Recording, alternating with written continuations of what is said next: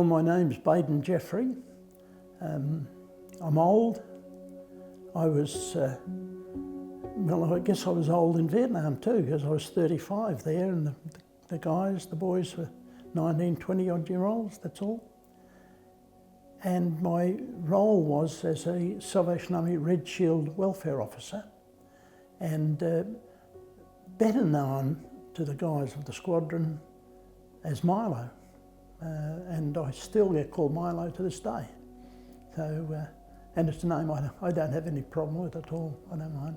I have it on my name tags when we go to reunions. They say they have a preferred name, I usually put Milo. So. Well, the role of the philanthropic representative, the Salvation Army Red Shield welfare officer, was to provide welfare for the troops in the field or in camp. And to do this, we were provided with a hut, which was called and known to the men as the hop-in hut, and a Land Rover fitted out for the purpose. In the hut we had the pool table, table tennis, TV, reading materials, a cafe bar, tea, coffee, biscuits, chewing gum, and of course a well-used listening ear. The Rover had 2 cupboards in the back for tea, coffee, powdered milk, biscuits, chewing gum, writing pads, envelopes, and also in the back was the place for 2 20-litre insulated urns to carry the iced doobie juice, as the soldiers used to call it, cordial. And I'd find out where the tanks were situated in the province, Phuoc Tuy province, and go and find them. And they'd be at a fire support base somewhere or other, and yeah, take the refreshments, whatever I could, to them, listen to them. Some might have some grievances they want to have a gripe about. Well, you listen to that too, as carefully as you could.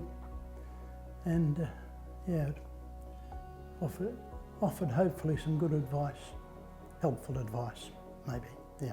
Free Troop were right opposite the hop-in hut, so they were probably some of my best attendees. My tent needed replacing and I was coming home on R&R, and they 3 Troop guys come up and did it. I mean, typical, they dropped it on me. I was in the tent trying to put things together. They let all the guys go and had a bit of fun in that way, put up the new tent. I flew out that afternoon, got to Sydney. I'd bought the Melbourne Sun to check my religion, how Collingwood were going. And my wife put the paper across in front of me and pointed, and about page 6, tanks hit. And it was those boys that had put my tent up that day. Phil Barwick, young Cadge, Andy Anderson.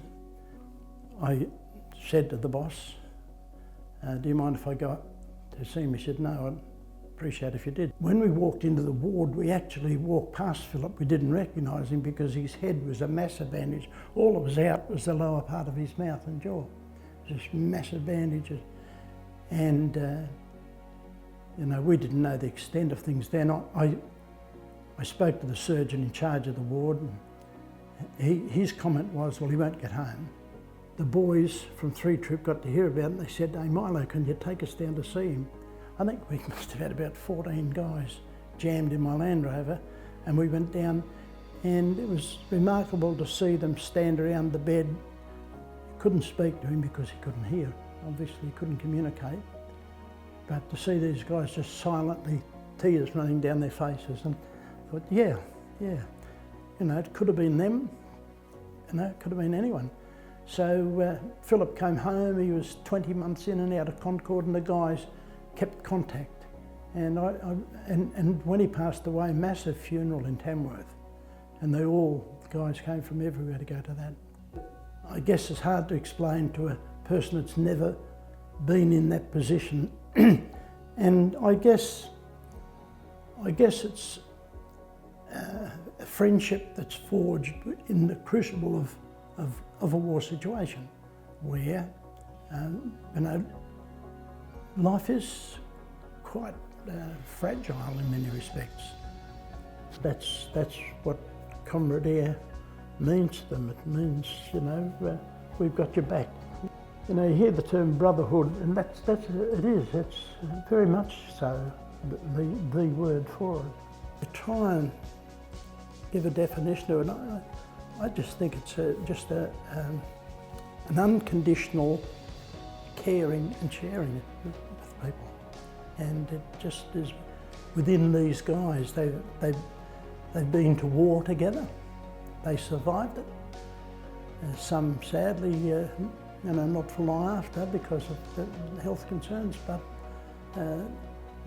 they've been in something that some others may not fully understand. Oh yeah, you've been to Vietnam? Yeah. Well, it's more than you've been to Vietnam. It's what happened in Vietnam, and it's just this.